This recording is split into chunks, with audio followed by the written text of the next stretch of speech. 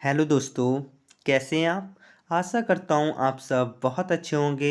मैं सुरेश एक बार फिर से सुरेश एकेडमी में आपका स्वागत करता हूँ। दोस्तों, आज हम पढ़ने वाले हैं यूपी पीएससी आर ओ अर्थात समीक्षा अधिकारी और सहायक समीक्षा अधिकारी के लिए प्रीवियस ईयर पेपर देखने वाले हैं सामान्य अध्ययन का। दोस्तों, अगर आपने समीक्षा अधिकारी और सहायक समीक्षा अधिकारी 2023 के लिए फॉर्म अप्लाई किया है तो दोस्तों आप जानना चाहते होंगे कि जो इसका जो पेपर होता है, पेपर का लेवल कैसा होता है, इस पेपर में किस तरह के क्वेश्चंस आते हैं दोस्तों, किस लेवल के क्वेश्चन आते हैं। दोस्तों, इसके लिए मैं आपके लिए प्रीवियस ईयर पेपर लेकर आया हूं और इसमें सारे क्वेश्चंस के आंसर के साथ मैं एक्सप्लेनेशन देने वाला हूं, जिससे दोस्तों इससे रिलेटेड अगर कोई क्वेश्चन आपके एग्जाम में आता है तो आप आसानी से कर पाएंगे दोस्तों। दोस्तों, मैं आपको बता दूं, जो आर ओ जो समीक्षा अधिकारी होता है उसके लिए दो पेपर होते हैं प्री में। दो पेपर होते हैं, एक पेपर फर्स्ट होता है, एक पेपर सेकंड होता है। एक ही दिन में होते हैं दोस्तों। जो पेपर वन जो होता है उसमें जनरल स्टडी अर्थात सामान्य अध्ययन आता है, उसमें 140 क्वेश्चन आते हैं दोस्तों। और पेपर सेकंड में जो 60 क्वेश्चन आते हैं वो सामान्य हिंदी से आते हैं दोस्तों। आज हम सामान्य अध्ययन के क्वेश्चंस देखने वाले हैं विद एक्सप्लेनेशन। दोस्तों, शुरू करते हैं आज की क्लास बिना विलंब किए। दोस्तों, पेपर को थोड़ा सा छोटा हमने कर लिया जिससे कि हमें पूरा क्वेश्चन दिखने लगे दोस्तों। तो पहला क्वेश्चन पढ़ लेते हैं। निम्नलिखित घटनाओं पर विचार कीजिए और उन्हें कालक्रम अनुसार व्यवस्थित कीजिए। दोस्तों, हमें इन सारे जो कथन दिए गए हैं इन्हें कालक्रम अनुसार व्यवस्थित करना है। दोस्तों, इनको व्यवस्थित करने के लिए हमें इनकी जो डेट्स हैं वो पता होनी चाहिए। जैसे करजन बायली की हत्या कब हुई थी, खुदीराम बोस को मृत्युदंड कब मिला था, बाल गंगाधर तिलक द्वारा केसरी समाचार पत्र का प्रारंभ कब हुआ था, और अबुल कलाम आज़ाद द्वारा अल हिलाल समाचार पत्र का प्रारंभ कब हुआ था। दोस्तों, ये सब हमें पता होना चाहिए। दोस्तों, मैं इसका एक्सप्लेनेशन विद आंसर आपको देने वाला हूँ दोस्तों। दोस्तों, करजन वायली की हत्या। दोस्तों, करजन वायली की जो हत्या हुई थी वो 1 जुलाई को हुई थी। कब हुई थी दोस्तों? 1 जुलाई को हुई थी। 1 जुलाई को 1909 में हुई थी। कब हुई थी दोस्तों? 1 जुलाई 1909 में करजन वायली की हत्या हुई थी, जो कि किसने की थी भाई? मदन लाल ढिंगरा ने की थी। किसने की थी दोस्तों? मदन लाल ढिंगरा ने गोली मारकर इनकी हत्या कर दी थी, करजन वायली की हत्या। जो कि मदन लाल ढिंगरा जो थे वो पंजाब के एक कौन थे? महान क्रांतिकारी दोस्तों थे। इन्होंने गोली मारकर करजन वायली की हत्या कर दी थी 1909 में दोस्तों। ये तो आपको पता चल गया 1909 होने वाला दोस्तों। साथ ही खुदीराम बोस को मृत्युदंड कब मिला था? दोस्तों, खुदीराम बोस जो थे इनकी जो मृत्युदंड जो मिला था वो मिला था 1908 में। कब मिला था दोस्तों? 1908 में मिला था।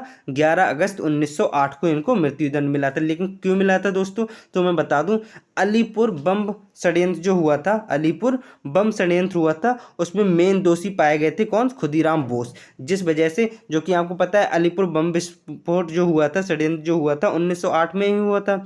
इसी वजह से इनको 1908 में ही खुदीराम बोस जी को क्या कर दिया गया था? मृत्युदंड दे दिया गया था। और दोस्तों, इसके साथ ही मैं आपको बता दूं, जो खुदीराम बोस हैं ये अनुशीलन समिति के सदस्य भी हुआ करते थे दोस्तों। दोस्तों, ये तो हो गया 1908। अब देख लेते हैं ऑप्शन नंबर 3। बाल गंगाधर तिलक द्वारा केसरी समाचार का प्रारंभ कब किया गया था? दोस्तों, आपको पता होगा, जो बाल गंगाधर तिलक जी हैं इनको लोकमान्य के नाम से भी जाना जाता है दोस्तों। इसके साथ ही इन्होंने जो केसरी अखबार का प्रारंभ किया था, ये किया था 1881 में दोस्तों। कब किया था? 1881 में इन्होंने इसकी शुरुआत की थी, केसरी अखबार की दोस्तों। इसके साथ ही दोस्तों मैं आपको बता दूं, बाल गंगाधर तिलक जी ने होम रूल लीग की भी शुरुआत की थी। वो कब की गई थी? 1916 में की थी वो दोस्तों। इसके साथ ही दोस्तों मैं आपको बता दूं, जो बाल गंगाधर तिलक जी थे इन्होंने एक बहुत महत्वपूर्ण पुस्तक लिखी थी जो कि बहुत प्रसिद्ध भी है, गीता रहस्य। कौन सी दोस्तों? गीता रहस्य इन्होंने पुस्तक लिखी थी। कौन सी लिखी थी दोस्तों? गीता रहस्य इन्होंने पुस्तक लिखी थी। इसके साथ ही अब दोस्तों देख लेते हैं ऑप्शन नंबर 4 में क्या दिया गया है। अबुल कलाम आज़ाद द्वारा अल हिलाल समाचार पत्र का प्रारंभ कब हुआ था दोस्तों? तो ये भी हमें पता होना चाहिए। दोस्तों, डायरेक्टली मैं आपको बता दूं, जो अल हिलाल समाचार पत्र है ये उर्दू समाचार पत्र है और इसकी शुरुआत हुई थी 1912 में दोस्तों। कब हुई थी? 1912 में इसकी शुरुआत हुई थी दोस्तों। इसके साथ ही इन्होंने एक अल बालाग समाचार पत्र भी शुरू किया था 1913 में। इसके बाद सो दोस्तों अब सारी डेट्स आपको पता चल गई। अब इसके अनुसार कालक्रम अनुसार आप व्यवस्थित कर सकते हैं। सो दोस्तों आप देख रहे हैं 1881 अर्थात बाल गंगाधर तिलक द्वारा केसरी समाचार सबसे पहले 1881 में शुरू किया गया था। सो दोस्तों आप देख सकते हैं कि जो ऑप्शन नंबर 3 होगा वो सबसे पहले आएगा, तो हमारा बी और सी तो कट जाएगा, तो या तो ए होगा या फिर होगा डी दोस्तों। तो फिर 1881 के बाद हमारी जो डेट आ रही है वो 1908 आ रही है, यानी कि 2 खुदीराम बोस को मृत्युदंड 1908 में मिला था। तो 3-2-1-4 3-2-1-4 हमारा ऑप्शन नंबर 1 में दिया है, तो ऑप्शन नंबर ए क्या हो जाएगा दोस्तों, बिल्कुल राइट आंसर हो जाएगा इस क्वेश्चन का दोस्तों। अब हम बढ़ते हैं आगे, नेक्स्ट क्वेश्चन देख लेते हैं दोस्तों। ये रहा आपके सामने नेक्स्ट क्वेश्चन दोस्तों। नेक्स्ट क्वेश्चन ये रहा आपके सामने, थोड़ा सा और हमने छोटा कर लिया दोस्तों। अब देख लेते हैं। उत्तर प्रदेश के विभिन्न स्थानों में आयोजित भारतीय राष्ट्रीय कांग्रेस के अधिवेशन के संदर्भ में सूची 1 को सूची 2 से सुमेलित कीजिए तथा नीचे दिए गए कूट का प्रयोग करके सही उत्तर का चयन कीजिए दोस्तों।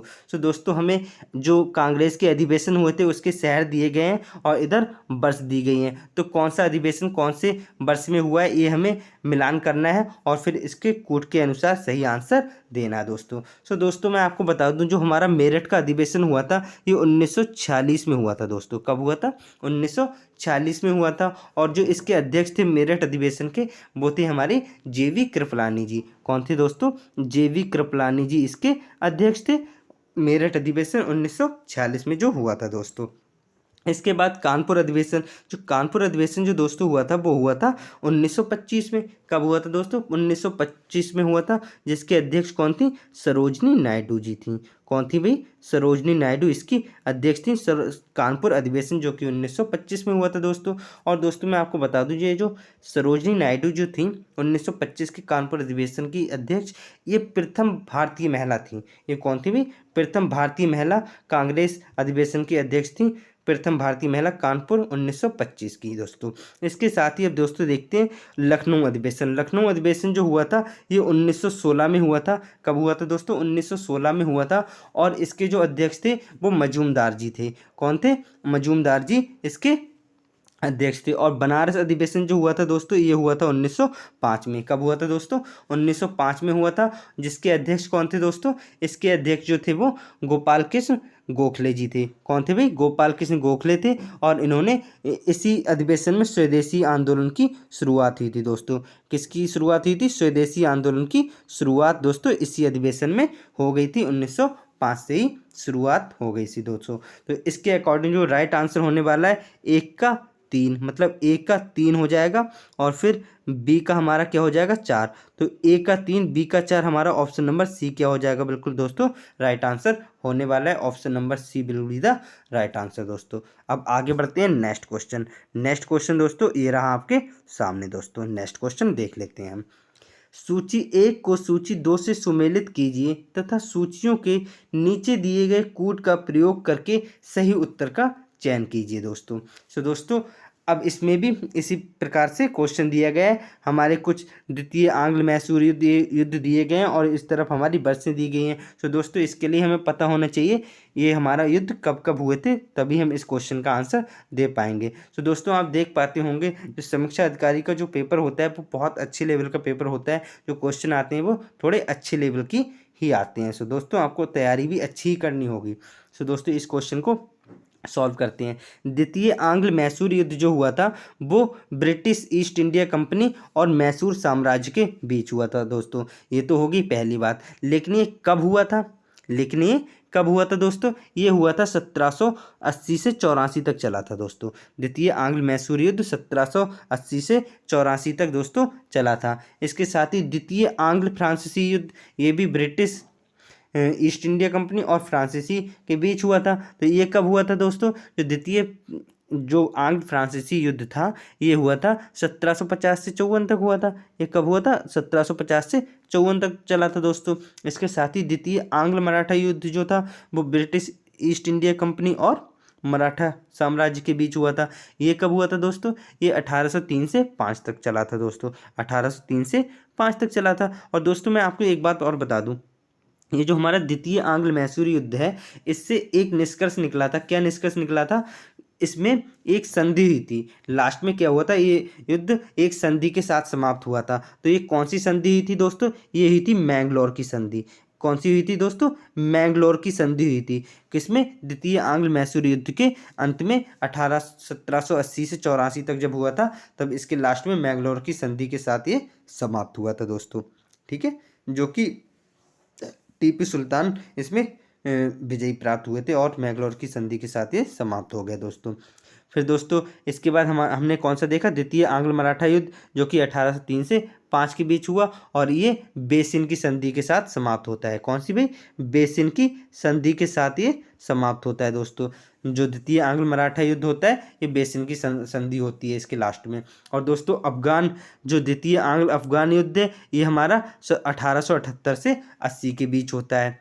कौन सा होता है भाई? 1878 से 80 के बीच होता है। और इसमें भी एक संधि होती है। कौन सी होती है भाई?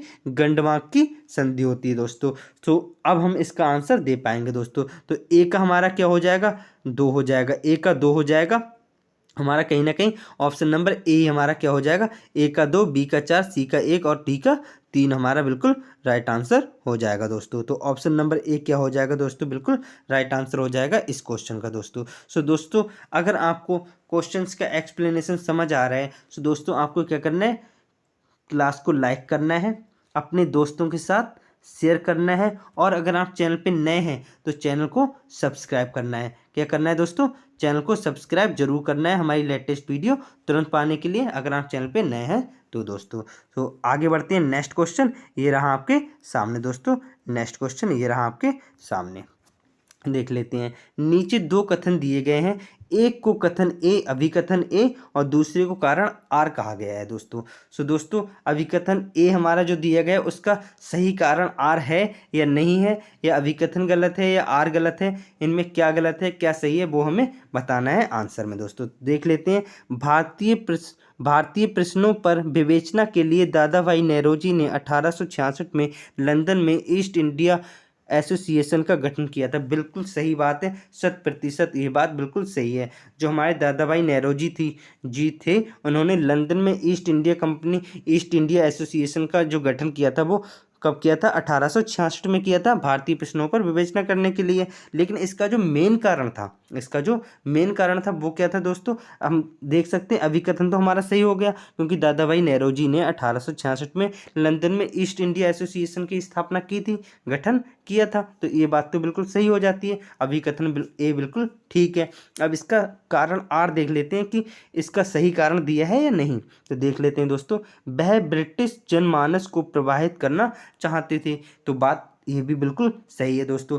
वह ब्रिटिश जनमानस को प्रभावित करना चाहते थे, इसीलिए इन्होंने दादा भाई नौरोजी ने ईस्ट इंडिया एसोसिएशन का गठन किया था लंदन में 1866 में। सो दोस्तों हम देख सकते हैं अभिकथन ए और कारण आर दोनों सही हैं दोस्तों। तो इसका जो राइट आंसर हो जाएगा दोस्तों, वो हो जाएगा option number C. Option number C दोस्तों 4 का बिल्कुल राइट आंसर होने वाला है। तो दोस्तों आगे बढ़ते हैं।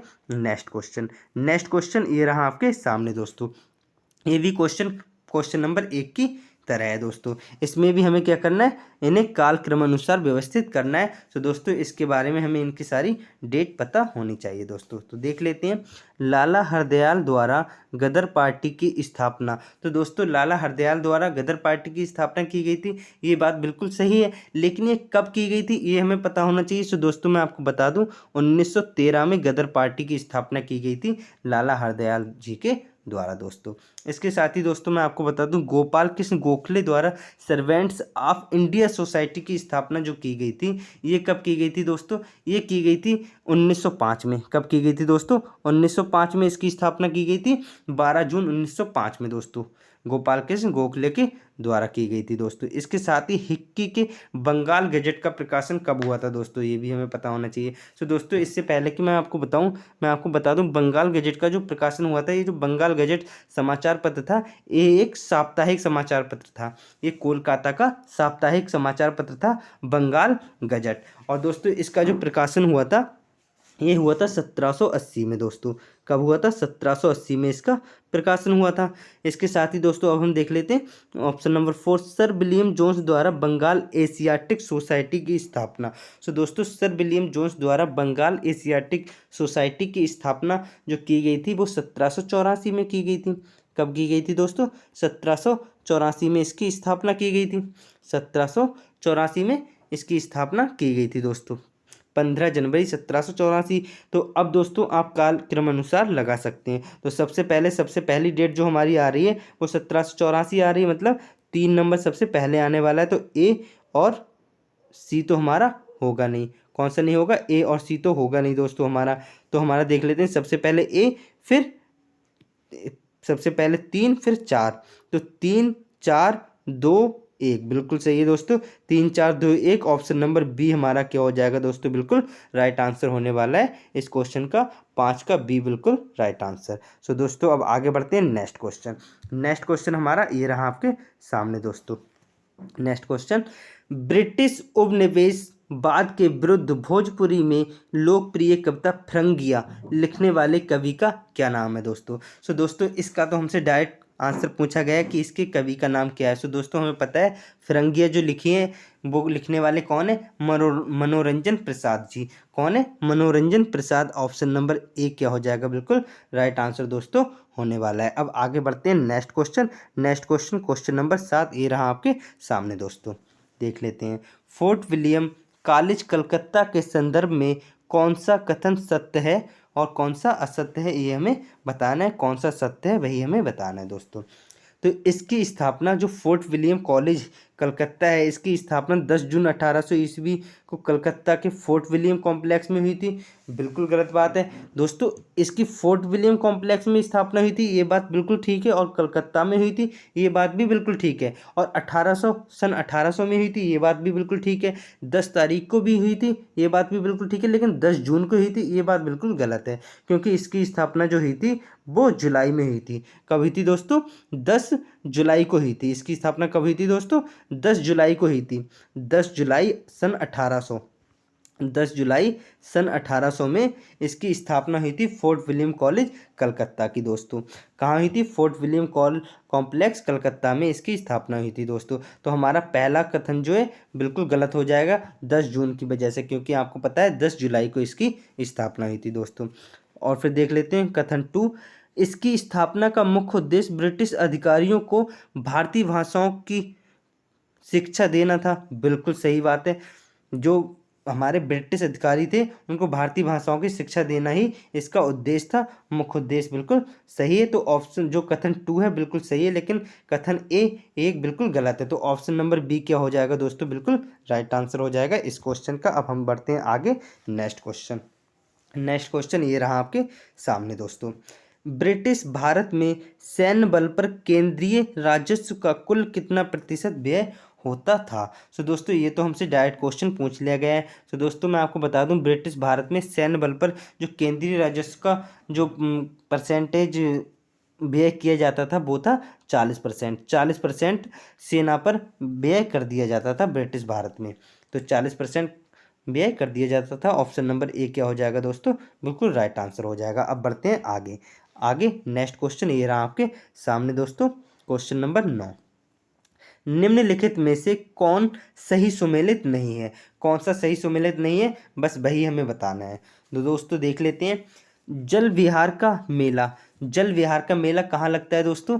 जल विहार का मेला जो लगता है वो हमारा लगता है भाई बुंदेलखंड में। बिल्कुल सही बात है, जल विहार का मेला बुंदेलखंड में लगता है। और बटेश्वर का मेला, जो बटेश्वर का मेला है ये कहाँ लगता है दोस्तों? ये जो लगता है हमारा पश्चिमांचल अर्थात आगरा। पश्चिमांचल को हम आगरा भी कहते हैं, ये बात भी बिल्कुल ठीक है। ये भी सही है, ये भी सही है। बटेश्वर का मेला पश्चिमांचल अर्थात आगरा में लगता है। पश्चिमांचल अर्थात आगरा में लगता है, ये बात भी बिल्कुल ठीक है। इसके साथ ही दोस्तों देख लेते हैं बलदेव छठ का मेला कहाँ लगता है, पूर्वांचल में बता रहा है, बिल्कुल गलत बात है भाई, पूर्वांचल में नहीं लगता है। बलदेव छठ का मेला जो लगता है वो कहाँ लगता है भाई, मथुरा में लगता है। बलदेव छठ का मेला कहाँ लगता है दोस्तों, मथुरा में लगता है। तो दोस्तों यही हमारा गलत हो जाएगा, और कहीं ना कहीं इस क्वेश्चन में हमसे सुमेलित नहीं है वही पूछा है, तो यही हमारा क्या हो जाएगा, बिल्कुल राइट आंसर हो जाएगा। तो इस क्वेश्चन का जो राइट आंसर होगा वो तो हो जाएगा ऑप्शन नंबर सी। क्या हो जाएगा दोस्तों, ऑप्शन नंबर सी। और दोस्तों शुक्रताल का मेला मुजफ्फरनगर में लगता है, बिल्कुल सही बात है। तो ऑप्शन नंबर सी क्या हो जाएगा दोस्तों, बिल्कुल राइट आंसर। अब आगे बढ़ते हैं दोस्तों, नेक्स्ट क्वेश्चन, क्वेश्चन नंबर 10 ये रहा आपके सामने दोस्तों। निम्नलिखित में से किस वर्ष वर्तमान उत्तर प्रदेश का प्रायः संपूर्ण क्षेत्र बंगाल प्रेसिडेंसी से अलग करके आगरा प्रेसिडेंसी के अधीन कर दिया गया था? तो ये आगरा प्रेसिडेंसी के अधीन कब किया गया था, ये हमसे पूछा गया, डायरेक्ट क्वेश्चन है। इसका जो राइट आंसर होगा 1834 होगा। 1834 में आगरा प्रेसिडेंसी के अधीन कर दिया गया था, 1834। Option number C will be the right answer दोस्तों। अब आगे बढ़ते हैं, नेक्स्ट क्वेश्चन, क्वेश्चन नंबर 11 ये रहा आपके सामने। निम्नलिखित में से किस वर्ष प्रयागराज उत्तर प्रदेश के किले पर अंग्रेजों का अधिकार स्थापित हुआ था? अंग्रेजों का जो अधिकार है वो प्रयागराज के किले पर कब स्थापित हुआ था, ये हमसे पूछा गया दोस्तों। तो इसके लिए मैं दोस्तों आपको बता दूं, 1773 में क्या हुआ था, 1773 में जो अंग्रेज थे वो किले पर आए थे। 1773 में अंग्रेज जो थे वो किले पर आए थे। उसके बाद क्या हुआ था, इन्होंने अंग्रेजों ने 1775 में क्या हुआ था, 1775 में बंगाल की जो नवाब थे शुजाउद्दौला, कौन थे, शुजाउद्दौला जो नवाब थे बंगाल के, उन्होंने इसे खरीद लिया। 1775 में इसे खरीद लिया। फिर दोस्तों क्या हुआ था, एक संधि हुई थी जिसमें अंग्रेजों को इस पे अधिकार मिल गया था 1797 में। कितने में भी, 1797 में। तो इसका जो अंग्रेजों को अधिकार मिला था वो कब मिला था, 1797 में मिला था। तो इसका जो राइट आंसर हो जाएगा ऑप्शन नंबर डी हो जाएगा दोस्तों, बिल्कुल राइट आंसर। सो दोस्तों अगर आपको क्लास पसंद आ रही है तो आप क्या करेंगे, क्लास को क्या करेंगे दोस्तों, क्लास को लाइक करेंगे और अपने दोस्तों के साथ क्या करेंगे दोस्तों, शेयर करेंगे। और अगर आप चैनल पर नए हैं तो चैनल को सब्सक्राइब जरूर कर लेंगे, चैनल को क्या करेंगे भाई, सब्सक्राइब जरूर कर लेंगे, जिससे कि हमारी लेटेस्ट वीडियो आपको तुरंत मिल जाए दोस्तों। सो आगे बढ़ते हैं, नेक्स्ट क्वेश्चन, क्वेश्चन नंबर 12 दोस्तों देख लेते हैं, ये रहा आपके सामने। 18वीं शताब्दी के उत्तरार्ध में किसे प्रायः कंपनी बहादुर की शान शौकत का स्थानीय प्रतिनिधि कहा जाता था? तो किसे कहा जाता था, तो दोस्तों इस किसे कहा जाता था, ये कहा जाता था दरोगा को। तो ऑप्शन बी क्या हो जाएगा, बिल्कुल राइट आंसर हो जाएगा। अब आगे बढ़ते हैं, नेक्स्ट क्वेश्चन, नेक्स्ट क्वेश्चन ये रहा आपके सामने दोस्तों, देख लेते हैं इसका जो राइट आंसर होने वाला है। निम्नलिखित घटनाओं पर विचार कीजिए और कालक्रमानुसार व्यवस्थित करना है। सो दोस्तों हमें इनकी डेट्स पता होनी चाहिए, तभी हम अच्छे से कालक्रमानुसार व्यवस्थित कर पाएंगे दोस्तों। भारतीयों द्वारा चीनी उद्योग का विकास, तो भारतीयों द्वारा जो चीनी उद्योग का विकास जो हुआ था वो कब हुआ था, वो हुआ था 1932 के करीब हुआ था। कब हुआ था दोस्तों, 1932 के करीब हुआ था चीनी उद्योग का विकास। और रिसड़ा में प्रथम जूट मिल का प्रारंभ किया गया था दोस्तों। तो रिसड़ा में जो प्रथम जूट मिल का प्रारंभ किया गया था, ये कब किया गया था दोस्तों, ये किया गया था हमारा 1855 में। कब किया गया था दोस्तों, 1855 में किया गया था। इसके साथ ही दोस्तों भारत में स्टील का प्रथम बार उत्पादन कब किया गया था, तो भारत में स्टील का प्रथम बार उत्पादन जो किया गया था वो किया गया था 1907 में। 1907 में दोस्तों आपको पता होगा जो हमारा प्रथम इस्पात संयंत्र जो है वो हमारे झारखंड में ही बना था। कहाँ बना था, झारखंड में, झारखंड के जमशेदपुर शहर में, जो कि हमारे जमशेद जी टाटा जी ने लगाया था। किसने भी, जमशेद जी टाटा जी ने ये षड्यंत्र लगाया था, प्रथम इस्पात संयंत्र जो कि झारखंड में है। तो इसकी शुरुआत कब हुई थी दोस्तों, इसका प्रथम बार उत्पादन हुआ था 1907 में जमशेद जी टाटा के द्वारा। बम्बई में प्रथम कपड़ा मिल का प्रारंभ कब हुआ था दोस्तों, तो बम्बई में प्रथम कपड़ा मिल का जो प्रारंभ हुआ था वो 1854 में हुआ था दोस्तों। कब हुआ था, 1854 में हुआ था। तो दोस्तों अब हम इसको देख के इसको क्रम से लगा सकते हैं दोस्तों। तो सबसे पहले 1854 आ रहा है, तो 4 हमारा सबसे पहले आ जाएगा, 4 2 ऑप्शन नंबर बी बिल्कुल हमारा क्या हो जाएगा, बिल्कुल राइट आंसर हो जाएगा दोस्तों। अब हम बढ़ते हैं आगे, नेक्स्ट क्वेश्चन, नेक्स्ट क्वेश्चन ये रहा आपके सामने दोस्तों। नेक्स्ट क्वेश्चन, क्वेश्चन नंबर 14 ये रहा आपके सामने दोस्तों, देख लेते हैं।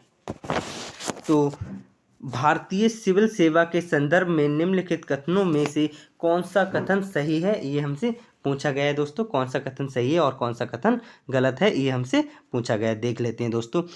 भारत सरकार अधिनियम 1919 में भारतीय सिविल सेवा के लिए एक अलग परीक्षा का प्रावधान किया गया जो भारत में होनी थी। जी हाँ, पहले क्या होता था, जो हमारी जो सिविल सेवा की जो परीक्षाएं हुआ करती थी वो इंग्लैंड में ही हुआ करती थी, लेकिन 1919 में जो भारत सरकार अधिनियम आया था, इसके अकॉर्डिंग जो सिविल परीक्षाएं थी वो हमारे भारत में ही होने लगी थी। तो बिल्कुल ये बात बिल्कुल सही है। तो ऑप्शन नंबर कथन 1 बिल्कुल सही है। अब दूसरा देख लेते हैं। भारतीय सिविल सेवा में 1941 में भारतीयों का प्रतिशत यूरोपीय वासियों से अधिक हो गया था। बिल्कुल सही बात है।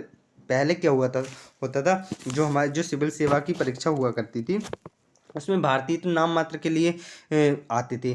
बहुत कम भारतीय ऐसे थे जो सिविल सेवा की परीक्षा देते थे और ज़्यादातर नहीं देते थे। लेकिन 1941 के बाद क्या हुआ था दोस्तों, जो इसकी सिविल सेवा की जो परीक्षा होती थी उसमें यूरोपियों से ज़्यादा, पहले यूरोपीय ज़्यादा थे, जो इंग्लैंड के लोग थे वो ज़्यादा हुआ करते थे। 1941 के बाद भारतीयों की संख्या बढ़ गई थी सिविल परीक्षा में।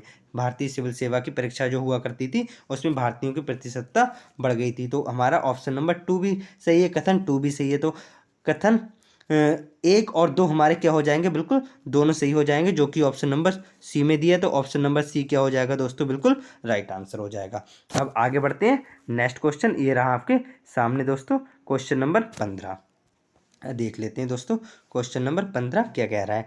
नीचे 2 कथन दिए गए हैं, एक को कथन ए और कहा गया है और दूसरे को कारण आर कहा गया है दोस्तों। तो कथन वही जो अभिकथन और कारण वाला जो क्वेश्चन था उसी के अकॉर्डिंग हमें दिया गया, ये कथन दिया गया है, इसका जो कारण है वो सही है या नहीं है ये हमें बताना है दोस्तों। रविंद्रनाथ टैगोर ने नाइटहुड की उपाधि को त्याग दिया था। बिल्कुल त्याग दिया था, इन्होंने नाइटहुड की उपाधि को त्याग दिया था, ये बात बिल्कुल सही है। दूसरा कारण, वे असहयोग आंदोलन में भाग लेना चाहते थे, ये बात बिल्कुल ये बिल्कुल इसका कारण नहीं था। इस वजह से वो असहयोग आंदोलन में भाग लेना चाहते थे और उन्हें भाग नहीं लेने दिया, इस वजह से इन्होंने नाइटहुड की उपाधि त्याग दी, ये बात तो बिल्कुल गलत है। ये बात तो बिल्कुल क्या हो जाती है, सरासर गलत। सो दोस्तों ये तो इसका बिल्कुल सही कारण नहीं है। इन्होंने जो नाइटहुड की उपाधि थी वो क्यों त्यागी थी। सो दोस्तों ये इन्होंने इसलिए त्यागी थी, क्योंकि आपको पता है 1919 में जलियांवाला बाग हत्याकांड हुआ था। क्या हुआ था, 1919 में जलियांवाला बाग हत्याकांड हुआ था। उसके विरोध में इन्होंने, रविंद्रनाथ टैगोर ने नाइटहुड की उपाधि को त्यागा था, ना कि इसका ये बिल्कुल सही कारण नहीं है। तो इसका अगर ये कारण होता जलियांवाला बाग 1919 के विरोध में त्यागी थी तो हमारा बिल्कुल सही हो जाता। तो हमारा कथन तो सही है लेकिन कारण गलत है। तो हमारा ए और आर दोनों सही है, ये गलत हो जाएगा। ए आर दोनों सही है, बिल्कुल गलत हो जाएगा। ए सही है परंतु आर गलत है। ऑप्शन नंबर सी क्या हो जाएगा दोस्तों, बिल्कुल राइट आंसर हो जाएगा इस क्वेश्चन का। अब हम दोस्तों आगे बढ़ते हैं। नेक्स्ट क्वेश्चन हमारा ये रहा आपके सामने, क्वेश्चन नंबर 16 देख लेते हैं दोस्तों क्या कह रहा है। राज्य विधानमंडल की बैठक आयोजित करने के लिए कोरम गणपूर्ति क्या है, ये हमसे पूछा गया है दोस्तों। तो ये जो कोरम हुआ करता था, ये क्या हुआ करता था दोस्तों, जो राज्य विधानमंडल की बैठक जो हुआ करती थी उसमें जो कोरम हुआ करता था वो ये होता था, कि उसमें जो विधानमंडल की बैठक है उसमें कितने लोग भाग लेंगे, बैठक में कितने लोग भाग लेंगे, ये इस प्रकार का एक कोरम हुआ करता था, गणपूर्ति हुआ करती थी। तो दोस्तों उसमें एक संख्या निश्चित थी, या तो 10 लोग होंगे, या फिर वो जो कुल सदस्य होंगे उसका 10वां हिस्सा होंगे, या तो 10 लोग होंगे या तो 10 लोग सदस्य होंगे, 10 सदस्य उसमें शामिल होंगे राज्य विधानमंडल की बैठक में, या फिर उसके जो कुल सदस्य हैं उसका 10वां हिस्सा शामिल होगा। सो दोस्तों ऑप्शन नंबर डी हमारा क्या हो जाएगा, बिल्कुल राइट आंसर हो जाएगा। Option number D will be the right answer. अब दोस्तों आगे बढ़ते हैं। नेक्स्ट क्वेश्चन ये रहा आपके सामने दोस्तों, देख लेते हैं।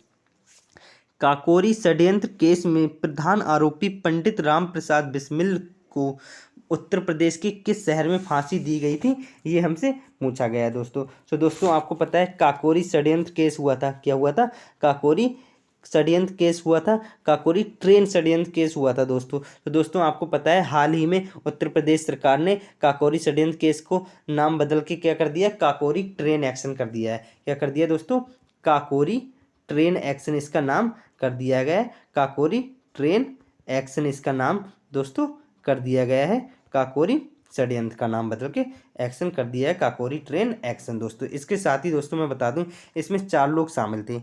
कौन लोग शामिल थे? 4 लोग। एक तो हमारे राम प्रसाद बिस्मिल जी थे, एक तो हमारे राम प्रसाद बिस्मिल जी थे, और दूसरे हमारे कौन थे? अशफाक उल्ला जी थे। कौन थे? अशफाक उल्ला जी थे। और दूसरे हमारे रोशन लाल जी थे, रोशन सिंह जी थे, और चौथे हमारे जो थे वो राजेंद्र लहरी जी थे। ये 4 लोग काकोरी ट्रेन एक्शन में शामिल थे। ठीक है दोस्तों, ये किस में थे? काकोरी ट्रेन एक्शन में ये शामिल थे, जो कि 1927 में हुआ था दोस्तों। ठीक है दोस्तों। सो दोस्तों हमसे पूछा गया जो इसमें प्रधान आरोपी पंडित राम प्रसाद बिस्मिल थे, उनको किस शहर में फांसी दी गई थी? सो दोस्तों इसका जो राइट आंसर हो जाएगा वो तो हो जाएगा गोरखपुर। तो जो राम प्रसाद बिस्मिल जी थे उन्हें तो दी गई थी गोरखपुर में फांसी, लेकिन जो अशफाक उल्ला खान जी थे, उनको दी गई थी फैजाबाद में। इन्हें फैजाबाद में फांसी दी गई थी। अशफाक उल्ला खान जी को फैजाबाद में फांसी दी गई थी। और जो रोशन सिंह थे तीसरे, इन्हें दी गई थी नैनी जेल, जो प्रयागराज के पास है, नैनी जेल में इन्हें फांसी दी गई थी रोशन सिंह जी को। और जो राजेंद्र लहरी जी थे इन्हें दी गई थी गोंडा जेल में। उत्तर प्रदेश का जो गोंडा जेल है वहाँ पे राजेंद्र लहरी जी को फांसी दी गई थी। तो इस क्वेश्चन का जो राइट आंसर हो जाएगा, जो राम प्रसाद बिस्मिल ने इनको गोरखपुर में फांसी की दी गई थी, ऑप्शन नंबर बी क्या हो जाएगा? बिल्कुल राइट आंसर हो जाएगा दोस्तों। अब आगे बढ़ते हैं नेक्स्ट क्वेश्चन। ये रहा आपके सामने क्वेश्चन नंबर 18 दोस्तों। निम्नलिखित में से कौन भारत आने वाला यात्री पुर्तगाल देश से नहीं था? ये हमसे पूछा गया है दोस्तों। तो दोस्तों मैं आपको बता दूं, जो दुआर्ट बारबोसा थे ये हमारे पुर्तगाली यात्री थे। डोमिंगो पायस जी थे, ये भी हमारे क्या थे? पुर्तगाली यात्री थे। पीटर मुंडी, तो दोस्तों पीटर मुंडी जो थे ये ब्रिटिश व्यापारी थे। ये क्या थे भाई? ब्रिटिश व्यापारी थे। ये पुर्तगाली नहीं थे, ये ब्रिटिश व्यापारी थे पीटर मुंडी। और हमसे यही पूछा था इनमें से कौन सा नहीं है। और फरनाओ नुनीज, ये तो हमारे पुर्तगाली यात्री थे। तो हमारा ऑप्शन नंबर सी क्या हो जाएगा? बिल्कुल राइट आंसर हो जाएगा। आगे बढ़ते हैं नेक्स्ट क्वेश्चन दोस्तों। ये रहा आपके सामने, देख लेते हैं दोस्तों, देख लेते हैं। सूची 1 को सूची 2 के साथ मिलान कीजिए, नीचे दिए गए कूट में से अपने उत्तर चयन कीजिए। दोस्तों ये हमसे कहा गया है। सो दोस्तों पंचवर्षीय योजनाओं के बारे में हमसे क्वेश्चन पूछा गया है। सो दोस्तों प्रथम पंचवर्षीय जो योजना थी उसकी जो उसका मॉडल था वो हमसे पूछा गया है। मॉडल्स के बारे में पूछे गए। ये जो पंचवर्षीय योजना है ये किस मॉडल पर आधारित थी, ये हमसे पूछे गए हैं। सो दोस्तों मैं आपको बता दूं, जो हमारा प्रथम पंचवर्षीय जो योजना थी इसके जो एक किसके नेतृत्व में थी भाई? जवाहरलाल नेहरू के नेतृत्व में ये थी प्रथम पंचवर्षीय योजना। और ये कब हुई थी भाई? 1951 से 56 तक चली थी प्रथम पंचवर्षीय योजना। 5 साल के लिए होती है पंचवर्षीय योजना। तो ये 1951 से 1956 तक चली थी प्रथम पंचवर्षीय योजना, जिसका नेतृत्व जवाहरलाल नेहरू जी ने किया था। और ये हैरोल्ड डोमर मॉडल पर आधारित थी। कौन से मॉडल पर? हैरोल्ड डोमर मॉडल पर आधारित थी दोस्तों। और जिसका उद्देश्य था, जो प्रथम पंचवर्षीय योजना थी इसका मुख्य उद्देश्य क्या था दोस्तों? खाद्य आत्मनिर्भरता को प्राप्त करना। खाद्य आत्मनिर्भरता जो थी उसको प्राप्त करने का मुख्य उद्देश्य था प्रथम पंचवर्षीय योजना का, और जो कि इसने प्राप्त भी किया था दोस्तों। हैरोल्ड डोमर मॉडल पर आधारित थी दोस्तों। इसके बाद द्वितीय पंचवर्षीय योजना जो थी ये, इसका जो समय काल था वो 1956 से दोस्तों 61 तक था, और जो कि जवाहरलाल नेहरू जी के नेतृत्व में ही हुई थी। और जिसका जो मॉडल था, इसका जो द्वितीय पंचवर्षीय योजना का जो मॉडल था वो था महालनोबिस मॉडल पर आधारित थी। कौन से मॉडल पर? महालनोबिस मॉडल पर आधारित थी। और इसका जो मेन उद्देश्य था वो था तीव्र औद्योगिकरण। जो इसका मेन उद्देश्य था तीव्र औद्योगिकरण था द्वितीय पंचवर्षीय योजना का दोस्तों। अब हम देख लेते हैं तृतीय। तो तृतीय पंचवर्षीय योजना जो थी, जो तृतीय पंचवर्षीय योजना थी ये 1961 से 1966 तक चली थी। 1961 से 1966 तक चली थी। और जो इसमें व्यक्ति थे वो किस पे थे? जो हमारे चक्रवर्ती मॉडल जो था इस पर आधारित थी। जो हमारी तृतीय पंचवर्षीय योजना थी वो एस चक्रवर्ती मॉडल पर आधारित थी दोस्तों। और फिर जो हमारी चतुर्थ पंचवर्षीय योजना आ जाती है, तो दोस्तों मैं बता दूं तृतीय जो थी ये भी जवाहरलाल नेहरू के नेतृत्व में रही थी। और चतुर्थ जो हमारी पंचवर्षीय योजना थी ये दोस्तों, इसका जो समय काल है वो हमारा क्या है? 1969 से 64। 1969 से 74 दोस्तों, 1969 से 74 इसका समय काल था चतुर्थ का। अब आप सोचते होंगे 66 से 69 का समय जो था वो क्या था, वो दोस्तों क्या था, हमारा खाली समय था, सूखा पड़ गया था, उस वजह से उसे अवकाश काल घोषित कर दिया गया था दोस्तों। तो दोस्तों चतुर्थ जो हमारा था, चतुर्थ पंचवर्षीय योजना थी, वो अशोक रुद्र मॉडल पर आधारित थी। कौन से? अशोक रुद्र मॉडल पर आधारित थी, जिसका उद्देश्य क्या था? स्थिरता के साथ विकास, स्थिरता के साथ विकास इसका उद्देश्य था चतुर्थ पंचवर्षीय योजना का। सो दोस्तों आप देख सकते हैं, प्रथम पंचवर्षीय हैरोल्ड डोमर मॉडल पर आधारित थी, द्वितीय महालनोबिस मॉडल पर, तृतीय एस चक्रवर्ती मॉडल पर और चतुर्थ अशोक रुद्र मॉडल पर। तो आप मिला सकते हैं, जो हमारा ए का होगा, ए का 2 होगा, ए का 2 होगा, और जो हमारा बी का होगा, बी का हमारा 4 होगा। तो ऑप्शन नंबर बी क्या हो जाएगा? बिल्कुल राइट आंसर हो जाएगा, 2 4 1 3 बिल्कुल राइट आंसर हो जाएगा दोस्तों। आगे बढ़ते हैं नेक्स्ट क्वेश्चन। नेक्स्ट क्वेश्चन ये रहा आपके सामने दोस्तों।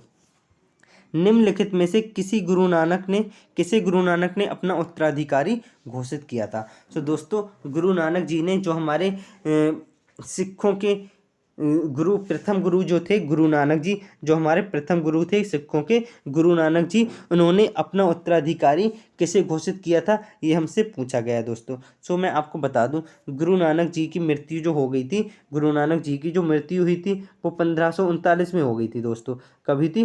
1539 में इनकी मृत्यु हुई थी। जब इन्होंने मृत्यु हुई थी तो उससे पहले इन्होंने उत्तराधिकारी चुना था। किसे चुना था? तो दोस्तों मैं बता दूं, गुरु अंगद को चुना था। इन्होंने जो उत्तराधिकारी चुना था वो गुरु अंगद को चुना था। किसे चुना था भाई? गुरु अंगद जी को इन्होंने अपना उत्तराधिकारी चुना था। अब दोस्तों आप सोचते होंगे इसमें अंगद जी का तो नाम दिया ही नहीं है आंसर में। तो दोस्तों मैं आपको बता दूं, जो हमारे अंगद थे, जो गुरु अंगद से, इनका जो बचपन का नाम था वो था लहना। जो बचपन का नाम था क्या? लहना। तो गुरु अंगद जो थे, जिन्हें हम लहना भी कह सकते हैं, बचपन का नाम लहना था, तो इनको इन्होंने अपना उत्तराधिकारी घोषित किया था। तो ऑप्शन बी क्या हो जाएगा दोस्तों? इसका बिल्कुल राइट आंसर हो जाएगा। इसके साथ ही दोस्तों, जो सिखों के 10 गुरु हैं, उनका नाम भी आप एक ट्रिक से याद कर सकते हैं, नारा। किससे भी? ना रा, NAARA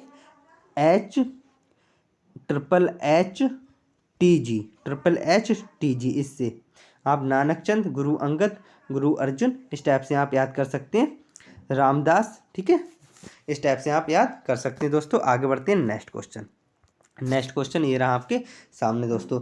निम्नलिखित में से दिल्ली सल्तनत के किस सुल्तान के शासनकाल में शाही महलों में हिंदू देवी देवताओं की पूजा होती थी? तो दोस्तों दिल्ली सल्तनत में जो सुल्तान हुआ करते थे, तो किसके शासनकाल में हिंदू देवी देव जो शाही महल हुआ करते थे उसमें हिंदू देवी देवताओं की पूजा हुआ करती थी, ये हमसे पूछा गया है। सो दोस्तों इसका जो डायरेक्ट आंसर हो जाएगा इस क्वेश्चन का, जो 21 का क्वेश्चन है, इसका जो डायरेक्ट आंसर हो जाएगा वो हो जाएगा नसीरुद्दीन खुसरो शाह। क्या हो जाएगा? नसीरुद्दीन खुसरो शाह, जो कि 1320 ईस्वी के करीब इसने शासन किया था दिल्ली सल्तनत पर। Nasiruddin Khusro Shah, option number C will be the right answer दोस्तों।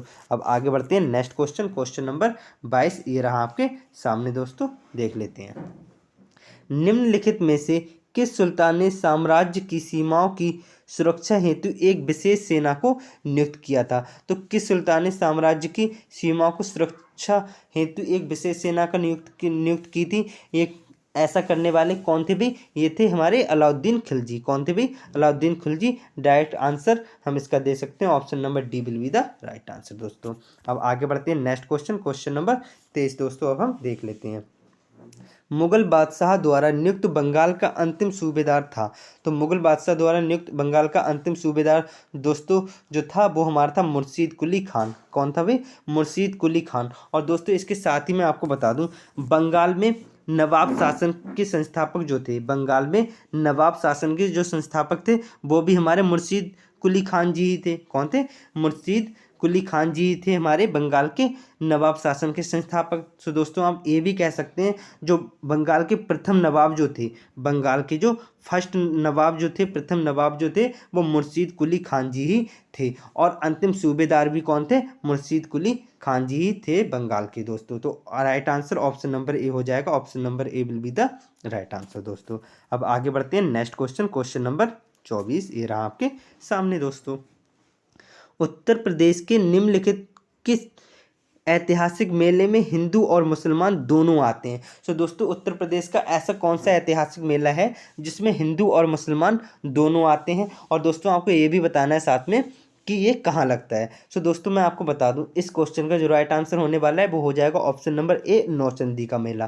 सो दोस्तों जो नौचंदी का मेला है ये हमारा कब लगता है दोस्तों? ये हमारा मेरठ में लगता है। कहाँ लगता है दोस्तों?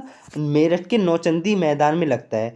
ये हमारा नौचंदी मेला जो है मेरठ के नौचंदी मैदान में लगता है और इसमें हिंदू और मुसलमान दोनों लोग आते हैं और ये एक ऐतिहासिक मेला है, बहुत टाइम से ये लगता है दोस्तों। और साथ ही दोस्तों मैं आपको बता दूं, ये जो नौचंदी का मेला है ये कब लगता है? ये लगता है होली के बाद जो दूसरा रविवार जो आता है, जो होली के बाद दूसरा रविवार आता है तब लगता है और लगभग 1 महीने तक ये चलता है दोस्तों। ऑप्शन नंबर ए क्या हो जाएगा? नौचंदी का मेला will be the right answer. अब आगे बढ़ते हैं दोस्तों नेक्स्ट क्वेश्चन, क्वेश्चन नंबर 25।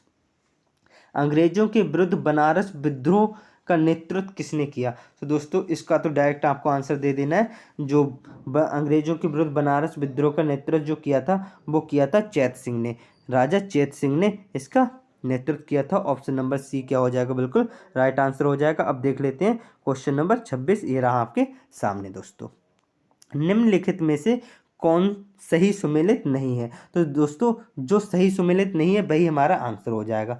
तो दोस्तों देख लेते हैं, कोल या कोयल किसे कहते थे? तो दोस्तों अलीगढ़ जो हमारा शहर है, अलीगढ़ शहर को हम कोल या कोयल भी पहले कहा करते थे। मध्यकालीन उत्तर प्रदेश के मध्यकालीन जो उत्तर प्रदेश था, पूर्व मध्यकालीन, उस टाइम पे हम अलीगढ़ को कोल या कोयल भी कहा करते थे दोस्तों। ठीक है दोस्तों, इसके साथ ही दोस्तों मैं आपको बता दूं, जो हमारा महोबा है, महोबा को हम महोत्सव नगर भी कहते थे। महोबा को हम महोत्सव नगर कहते थे। और जो कन्नौज, जो हमारा क्या है भी कन्नौज जो था, जो हमारा कन्नौज था उसे हम महोदय श्री भी कहते थे। कन्नौज को हम महोदय श्री कहते थे। लेकिन जेजाक भुक्ती को कौसाम्बी नहीं कहते थे। जेजाक भुक्ती जो थी उसे हम क्या कहते थे? बुंदेलखंड को जेजाक भुक्ती कहते थे। बुंदेलखंड जो हमारा शहर था, कौन सा भी? बुंदेलखंड जो हमारा शहर है उससे हम क्या कहते थे? जेजाक भुक्ती कहते थे दोस्तों। तो यही हमारा गलत हो जाएगा और यही हमारा क्या हो जाएगा? बिल्कुल राइट आंसर हो जाएगा, क्योंकि हमसे यही पूछा गया जो सुमेलित नहीं है, तो यही सुमेलित नहीं है दोस्तों। तो ऑप्शन नंबर डी क्या हो जाएगा दोस्तों? बिल्कुल राइट आंसर इस क्वेश्चन का। अब आगे बढ़ते हैं नेक्स्ट क्वेश्चन, क्वेश्चन नंबर 27, ये रहा आपके सामने दोस्तों।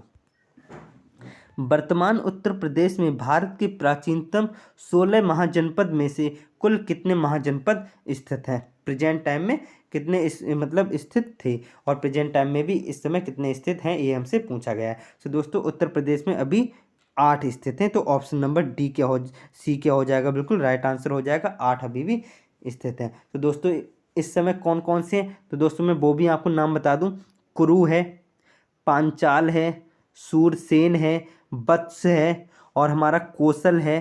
कौन सा दोस्तों? कौशल है, मत्तु है, मल्ल है, काशी है, छेदी है। ये हमारे 8 प्रेजेंट टाइम में भी स्थित हैं दोस्तों उत्तर प्रदेश में। अब आगे बढ़ते हैं नेक्स्ट क्वेश्चन, क्वेश्चन नंबर हमारा क्या आ जाएगा भाई दोस्तों? Question number 28। क्वेश्चन नंबर 28 ये रहा आपके सामने दोस्तों। जा दिन जन्म भयो का धरती धसी अढ़ाई हाथ, इसका मतलब उपयुक्त उक्ति लोकोक्ति का संबंध उत्तर प्रदेश की किस ऐतिहासिक विभूति से है, ये हमसे पूछा गया है दोस्तों। सो इसका हम आंसर दे सकते हैं। इसका जो राइट आंसर होगा वो हो जाएगा ऑप्शन नंबर सी, आला। जो हमारी आला है ये जो लगभग 1250 के ईस्वी के करीब इसकी रचना की गई थी। लगभग 1250 के करीब आला की रचना की गई थी। इसी में क्या हुआ था दोस्तों, जो आला का जन्म हुआ था उसको कहा गया है कि जा दिन जन्म हुआ, मतलब जिस दिन जन्म हुआ उस दिन धरती धसी अढ़ाई हाथ, 2.5 हाथ धरती जो है वो नीचे को धस गई, इस टाइप से कहा गया है आला में। तो दोस्तों इसका जो राइट आंसर हो जाएगा ऑप्शन नंबर सी क्या हो जाएगा? बिल्कुल राइट आंसर हो जाएगा। अब आगे बढ़ते हैं नेक्स्ट क्वेश्चन दोस्तों। नेक्स्ट क्वेश्चन, क्वेश्चन नंबर 29 ये रहा आपके सामने दोस्तों। निम्नलिखित में से किस या किन राजा राजाओं को जनता द्वारा प्रत्यक्ष रूप से चुना गया? तो किसे जनता के द्वारा प्रत्यक्ष रूप से चुना गया, ये हमसे पूछा गया दोस्तों। सो मैं आपको बता दूं, जो हमारे राजा गोपाल थे, हर्षवर्धन थे, इन्हें जनता के द्वारा नहीं चुना गया था। जो हर्षवर्धन थे इन्हें जनता के द्वारा नहीं चुना गया था, लेकिन जो राजा गोपाल थे इन्हें जनता के द्वारा चुना गया था। तो गोपाल वाला तो हमारा हो जाएगा बिल्कुल सही। और यशो बर्मन को भी जनता के द्वारा नहीं चुना गया था, लेकिन नंदी बर्मन पल्लव मल जो थे इन्हें क्या किया गया था भी, राजा के द्वारा चुना गया था। इन नंदी बर्मन द्वितीय या नंदी बर्मन पल्लवमल भी कह सकते हैं। सो दोस्तों 2 और 4 हमारे क्या हुए थे, इन राजाओं को प्रत्यक्ष रूप से जनता के द्वारा चुना गया था। तो 2 और 4 हमारा क्या हो जाएगा, बिल्कुल right answer, option number C will be the right answer दोस्तों। अब आगे बढ़ते हैं नेक्स्ट क्वेश्चन ये रहा आपके सामने दोस्तों, देख लेते हैं। निम्नलिखित में से कौन सही सुमेलित नहीं है, ये हमसे पूछा गया है दोस्तों। विदेशी यात्री दिए गए हैं और भारत भ्रमण वर्ष दिए गए हैं कि इनने कब भ्रमण किया है। तो इसमें हमने गलत बताना है, कौन सा गलत है वही हमें बताना है दोस्तों। फाइयान 399 से 414 तक रहे थे, बिल्कुल सही है, ये हमारा क्या हो जाएगा दोस्तों, सही है। और हैंसंग जो आए थे 629 से 645 तक इन्होंने भारत का भ्रमण किया था, पूरे 15 साल लगभग किया था, 15-16 साल, ये बात भी बिल्कुल सही है। साथ ही इत्सिंग 669 से 695, ये हमारा क्या हो जाएगा दोस्तों, गलत हो जाएगा। और अल मसूदी 957 ईस्वी में आए थे, बिल्कुल सही है। तो ऑप्शन नंबर सी के हमारा हो जाएगा बिल्कुल राइट आंसर हो जाएगा दोस्तों। अब आगे बढ़ते हैं नेक्स्ट क्वेश्चन नंबर 31 ये रहा आपके सामने दोस्तों। उत्तर प्रदेश के सांस्कृतिक विरासत के संदर्भ में निम्नलिखित कथनों में से कौन सा कथन सही है, ये हमें बताना है दोस्तों, कौन सा कथन सही है। तो देख लेते हैं। इस प्रदेश के अनेक उत्खनित पुरास्थलों से वैश्विक संदर्भ में कृषि के प्राचीनतम प्रमाण प्राप्त हुए, बिल्कुल सही बात है। जो कृषि के प्राचीनतम प्रमाण हैं बिल्कुल प्राप्त हुए हैं, ये हमसे देखा गया है। जो पुरास्थल हैं, अनेक पुरास्थल हैं, उनसे कृषि के प्रमाण प्राप्त हुए हैं, ये बात बिल्कुल सही है। कथन एक तो बिल्कुल सही हो जाता है दोस्तों। दूसरा कथन देख लेते हैं। प्राचीनतम प्राप्त कृषि अन्न जौ और धान थे, दोस्तों ये हमारा क्या हो जाएगा, गलत, क्योंकि आपको पता है जौ और गेहूँ, जो प्राचीनतम लोग थे वो जौ और गेहूँ को पसंद करते थे, तो ये हमारा क्या हो जाएगा, बिल्कुल गलत हो जाएगा। तो कथन एक हमारा क्या हो जाएगा, बिल्कुल सही हो जाएगा। ऑप्शन नंबर ए क्या हो जाएगा दोस्तों, बिल्कुल राइट आंसर हो जाएगा। आगे बढ़ते हैं नेक्स्ट क्वेश्चन ये रहा आपके सामने दोस्तों। थोड़ा सा इसे छोटा कर देते हैं जिससे कि आपको पूरा क्वेश्चन दिखता रहे दोस्तों, ठीक है। तो ये रहा आपके सामने दोस्तों, देख लेते हैं। कानपुर उत्तर प्रदेश स्थित भीतरगांव मंदिर के संदर्भ में निम्नलिखित कथनों में से कौन सा कथन सही है, ये हमसे पूछा गया है दोस्तों। कौन सा कथन हमारा सही होगा, ये हमसे पूछा गया है दोस्तों। इस मंदिर का निर्माण 5वीं सदी ईस्वी से 6वीं सदी ईस्वी के मध्य हुआ था। तो दोस्तों जो कानपुर में जो भीतरगांव मंदिर है, उत्तर प्रदेश की जो कानपुर में भीतरगांव मंदिर है, इसकी स्थापना जो हुई थी, इसका जो निर्माण हुआ था दोस्तों, मैं आपको बता दूं, ये पाँचवीं सदी में हुआ था। एक्चुअली ये भीतरगांव मंदिर का जो निर्माण हुआ था वो 5वीं सदी में हुआ था। कब हुआ था दोस्तों, 5वीं सदी में हुआ था, 5वीं सदी ईस्वी में इसका निर्माण हुआ था। तो हम कह सकते हैं 5वीं सदी और 6वीं सदी के मध्य हुआ था, बिल्कुल सही बात है। तो पहला कथन तो हमारा बिल्कुल सही हो जाएगा दोस्तों। अब दूसरा कथन देख लेते हैं। ईंटों से निर्मित ये भारत के प्राचीनतम मंदिरों में से एक था, बिल्कुल सही बात है।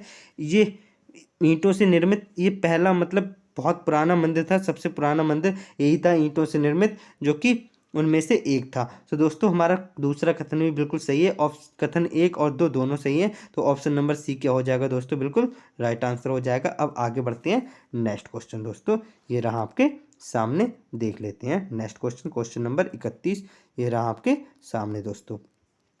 एक सितार में किस प्रकार की ध्वनि तरंगे उत्पन्न होती हैं। तो जो सितार होता है उसमें किस प्रकार की ध्वनि तरंगे जो होती हैं उत्पन्न होती हैं, वो होती हैं हमारी आप्रगामी और अनुप्रस्थ। ऑप्शन नंबर डी क्या हो जाएगा, बिल्कुल राइट आंसर हो जाएगा। अब देख लेते हैं क्वेश्चन नंबर 34 दोस्तों, ये रहा आपके सामने।